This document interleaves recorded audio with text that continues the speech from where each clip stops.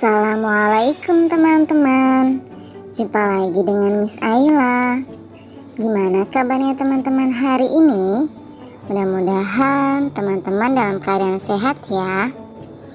Kali ini Miss Ayla akan menjelaskan mengenai tema Ayo Cintai Lingkungan. Subtema 3, pembelajaran 1 dan 2. Sebelum kita memulai materi pada hari ini, mari sama-sama kita membaca basmalah. Bismillahirrahmanirrahim.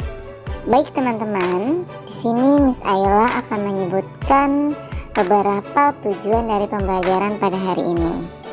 Tujuan yang pertama, Miss Ayla berharap teman-teman mampu menjelaskan pengertian lingkungan dan perilaku yang merusak lingkungan dengan benar.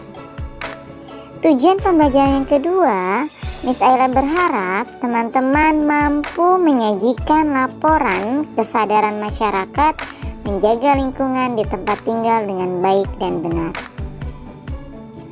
Tujuan pembelajaran yang ketiga, Miss Ayla berharap teman-teman mampu membuat kerangka karangan tentang pengalaman yang menambah kepedulian terhadap lingkungan dengan benar.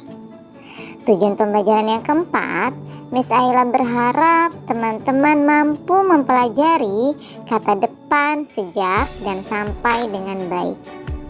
Lalu tujuan pembelajaran yang terakhir, Miss Ayla berharap teman-teman mampu membuat montase dari guntingan gambar pada majalah, koran, atau sumber lainnya dengan baik dan benar.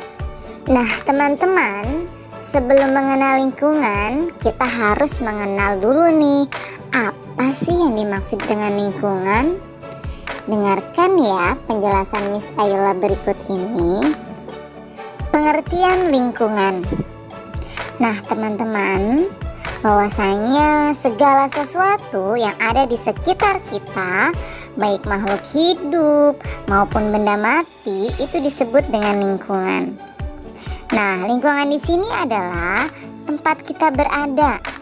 Dari lingkungan kecil. Apa saja lingkungan kecil? Yaitu kamar hingga lingkungan di luar rumah, kita menjadi bagian di dalamnya. Oleh karena itu, kita harus membuat lingkungan menjadi sehat untuk ditempati. Teman-teman tahu tidak bahwasanya lingkungan itu dibagi menjadi dua loh teman-teman. Yang pertama itu ada lingkungan sehat dan juga ada lingkungan yang tidak sehat. Lingkungan sehat memiliki arti lingkungan yang mendukung penghuninya untuk hidup sehat. Lingkungan sehat di sini membuat penghuninya terhindar dari penyakit gangguan kesehatan. Jadi manusia memerlukan lingkungan yang sehat loh teman-teman, agar dapat tumbuh sehat. Nah di sini Miss Ayla akan menyebutkan beberapa ciri-ciri lingkungan sehat. Ya, yang pertama yaitu memiliki sumber air bersih dan tidak tercemar. Lalu ciri-ciri yang kedua yaitu memiliki saluran pembuangan air kotor lancar sehingga tidak ada air kotor yang menggenang. Lalu yang ketiga memiliki udara yang bersih, segar, dan terasa sejuk. Lalu yang keempat, memiliki banyak sekali tumbuhan hijau yang tumbuh dengan subur dan tertata dengan rapi. Lalu yang kelima, tidak ada sampah berserakan. Yang keenam, tidak ada binatang pembawa penyakit seperti lalat, kecoa, dan juga tikus ya. Jadi itu tadi beberapa ciri-ciri lingkungan sehat. Ya.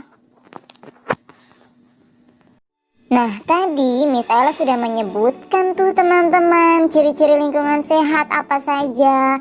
Selain memiliki ciri-ciri, ternyata lingkungan sehat itu memiliki manfaat loh teman-teman.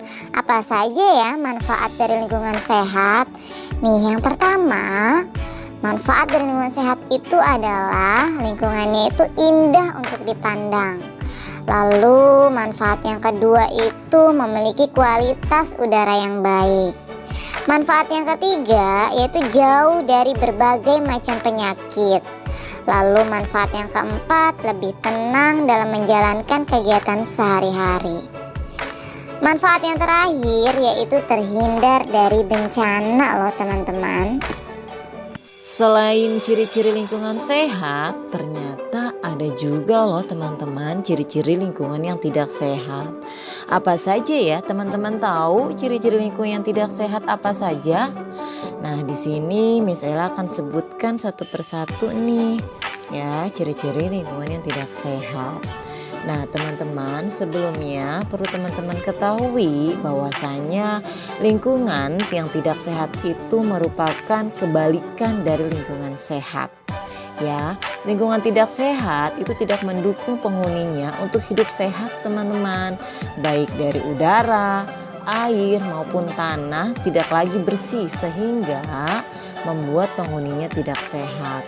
Nah, ciri-cirinya apa saja? Nah, yang pertama yaitu memiliki sumber air tidak bersih dan tercemar. Lalu yang kedua, saluran pembuangan air kotor tidak lancar sehingga air kotor menggenang. Lalu ciri-ciri yang ketiga yaitu memiliki udara kotor karena banyak asap dan debu.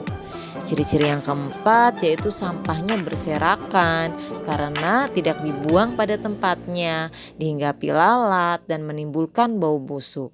Lalu ciri-ciri yang terakhir yaitu tumbuhannya tidak dapat tumbuh dengan subur loh teman-teman. Sehingga apa? Sehingga lingkungannya menjadi gersang.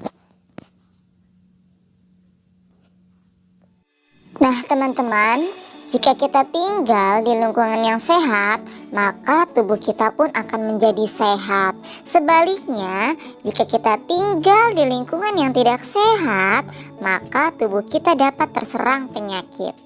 Nah, apa saja sih akibatnya dari lingkungan yang tidak sehat? Di sini Miss Ella akan menyebutkan beberapa akibat dari lingkungan yang tidak sehat. Nah, yang pertama, air yang tercemar dapat mengakibatkan tersebarnya bibit penyakit, misalnya penyakit kulit dan juga penyakit diare. Lalu yang kedua, udara yang tercemar dapat mengakibatkan penyakit pernapasan ya. Lalu yang ketiga, tanah yang tercemar itu menyebabkan tanamannya tidak dapat tumbuh dengan subur ya. Maka dari itu banyak tanaman-tanaman yang mati, tidak tumbuh subur. Teman-teman tahu tidak bagaimana sih caranya agar hidup kita tetap sehat? Nah, kita harus memelihara lingkungan sekitar kita ya. Nah, lingkungan yang kita pelihara ini tentunya akan membuat tubuh kita juga menjadi sehat ya. Selain itu, lingkungan yang sehat juga membuat kita merasa nyaman loh teman-teman. Nah, di sini ada beberapa cara yang dapat dilakukan untuk memelihara kesehatan lingkungan. Oke, teman-teman tahu pohon pelindung yang berada di tepi jalan yang pohonnya besar-besar? Nah, pohon pelindung itu ternyata teman-teman dapat mengurangi polusi udara. Nah, sekaligus juga untuk memperindah kota loh teman-teman. Nah, di sini ada beberapa cara yang dapat kita lakukan untuk memelihara kesehatan lingkungan. Yang pertama, yaitu kita dapat menciptakan rumah yang sehat. Nah, rumah yang sehat itu rumah yang bagaimana teman-teman? Rumah yang sehat itu adalah rumah yang memiliki lubang angin atau ventilasi udara ya. Adanya lubang angin itu menyebabkan terjadinya pergantian udara kotor dengan udara bersih. Lalu yang kedua yaitu menanam pohon pelindung di tepi jalan raya ya, atau yang biasa kita sebut dengan penghijauan. Nah, selain untuk menambah keindahan, ternyata pohon tersebut dapat menyerap gas karbon dioksida dan menghasilkan oksigen sehingga udara menjadi sejuk dan segar. Lalu yang ketiga yaitu membuang sampah pada tempatnya ya. selain memelihara kesehatan lingkungan, kita juga harus memelihara keseimbangan lingkungan. Keseimbangan lingkungan dipelihara agar lingkungan dapat terus menunjang kehidupan manusia. Nah, di sini ada beberapa cara untuk menjaga keseimbangan lingkungan. Yang pertama yaitu dengan menjaga kelestarian hutan. Ya, di minggu sebelumnya misalnya sudah jelaskan nih ya tentang menjaga kelestarian hutan. Lalu yang kedua yaitu mengolah limbah sebelum dibuang. Nanti misalnya akan putarkan videonya ya tentang pengolahan limbah. Ya, lalu yang ketiga yaitu mendaur ulang sampah. Teman-teman, bahwasanya kerusakan lingkungan atau ketidakseimbangan lingkungan disebabkan oleh dua faktor loh teman-teman. Ya, yang pertama itu faktor alam, yang kedua itu aktivitas manusia. Faktor alam yang menyebabkan kerusakan lingkungan misalnya apa saja? Ya, misalnya itu bencana alam, gunung meletus, dan juga gempa bumi. Namun, sebagian besar kerusakan lingkungan disebabkan oleh aktivitas manusia. Kenapa? Karena manusia adalah sebagai salah satu penghuni bumi sangat berperan besar dalam menentukan kelestarian lingkungan hidup. Namun, seringkali yang dilakukan manusia tidak memikirkan apa yang akan terjadi di kemudian hari.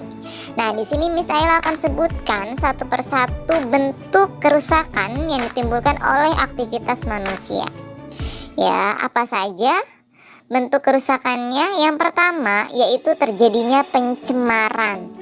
Ya, pencemaran apa saja? Baik pencemaran udara, air, tanah, dan juga suara.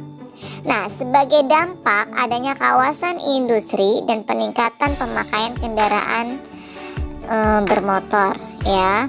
Lalu yang kedua yaitu terjadinya banjir. Ya, terjadinya banjir ini adalah sebagai dampak pembuangan sampah ke aliran sungai sehingga aliran sungai menjadi terhambat. Lalu yang ketiga, terjadinya tanah longsor. Ya, sebagai dampak apa? Sebagai dampak langsung dari rusaknya hutan. Ya. Nah, teman-teman, sementara itu ada beberapa ulah manusia yang baik secara langsung maupun tidak langsung juga membawa dampak pada kerusakan lingkungan hidup. Ya, apa saja ulah manusia yang dapat merusak lingkungan? Yang pertama yaitu penebangan hutan secara liar atau penggundulan hutan. Lalu yang kedua, perburuan hewan-hewan liar di habitat aslinya. Lalu ada perusakan hutan bakau, penimbunan rawa-rawa untuk pemukiman, pembuangan sampah di sembarang tempat, bangunan liar di daerah aliran sungai. Lalu ada pemanfaatan sumber daya alam secara berlebihan di luar batas. Lalu ada juga penggunaan pupuk yang berlebihan sehingga menyebabkan air tanah menjadi tercemar dan tanah tidak produktif lagi. Lalu ada pengambilan hasil tambang secara terus-menerus. Ada penggunaan air tanah secara berlebihan sehingga pada musim kemarau terjadi kekeringan. Lalu yang terakhir yaitu adanya penggunaan bom ikan dan pembuangan limbah ke laut. Ya, yang mengakibatkan air laut menjadi tercemar dan terumbu karang banyak yang rusak sehingga ikan-ikan banyak yang mati ya. Teman-teman, pada teks wawancara Bella terdapat kata sejak dan sampai. Di sini Miss Ella akan jelaskan dua kata depan tersebut ya. Yang pertama, kata depan sejak digunakan untuk menyatakan waktu permulaan atau waktu mulainya sesuatu. Contohnya di sini yaitu peternak di desa makmur membuat kompos dari kotoran ternak sejak 5 tahun yang lalu. Nah, kata sejak dalam kalimat di atas itu memiliki makna waktu permulaan atau waktu mulainya peternak membuat kompos dari kotoran ternak. Lalu yang kedua yaitu kata depan sampai. Nah, kata depan sampai digunakan untuk menandai makna batas akhir. proses, tempat, atau waktu ya. Contoh yang pertama di sini yaitu saya masih sanggup berlari sampai garis finish. Nah, kata depan sampai dalam kalimat saya masih sanggup berlari sampai garis finish itu menandakan batas akhir yang berhubungan dengan tempat ya. Lalu contoh yang kedua itu saya berlari mulai pukul 19 sampai pukul 22. Nah, kata depan sampai pada kalimat saya belajar mulai pukul 19 sampai pukul 22 itu menandakan batas akhir yang berhubungan dengan waktu. Teman-teman masih ingat nggak? Pada subtema sebelumnya, Miss Ayla pernah menjelaskan mengenai kolase dan juga mozaik. Bahkan teman-teman juga sudah mempraktekkan ya tugas-tugas yang sudah Miss Ayla berikan, baik kolase ataupun mozaik ya. Nah, pada pembelajaran kali ini teman-teman akan mempelajari mengenai montase. Apa sih yang dimaksud dengan montase? Rasa-rasanya itu agak asing ya teman-teman. Kalau kolase, mozaik itu sering kita dengar. Nah, kali ini Miss Ella akan jelaskan nih apa yang dimaksud dengan montase. Apa sih perbedaan montase dengan kolase dan mozaik? Nah, montase adalah gambar yang dihasilkan dari percampuran beberapa sumber ya. Nah, karya montase di sini dihasilkan dari menyatukan beberapa gambar yang sudah jadi, yaitu dengan cara memotong-motong gambar lalu dipadukan sehingga menjadi satu kesatuan. Misalnya, di majalah terdapat gambar rumah lengkap dengan halaman dan tanaman. Namun, kita hanya mengambil gambar rumahnya saja, misal ya. Lalu gambar rumah itu kemudian ditempelkan pada kertas gambar dan dipadukan dengan gambar lain ya.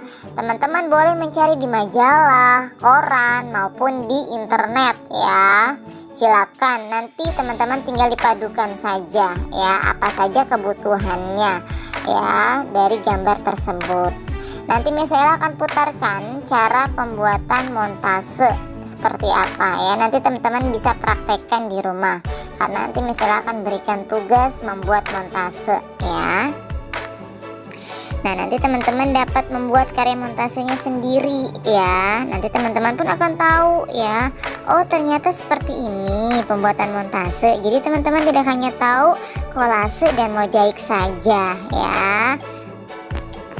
Baik teman-teman, di sini Miss Ayla akan putarkan video cara pembuatan montase. Silakan teman-teman perhatikan ya, kira-kira apa saja bahan-bahan yang dibutuhkan untuk membuat montase dan bagaimana caranya ya. Pantengin terus ya videonya. Oke, cekidot.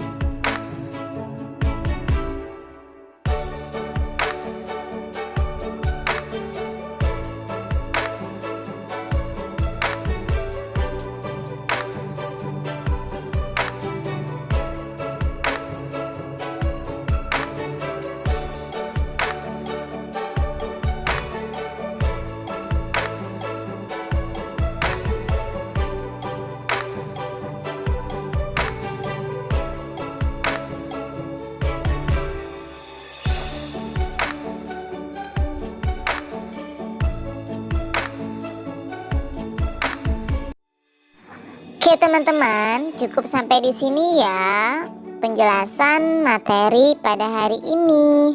Miss akhiri, wassalamualaikum warahmatullahi wabarakatuh.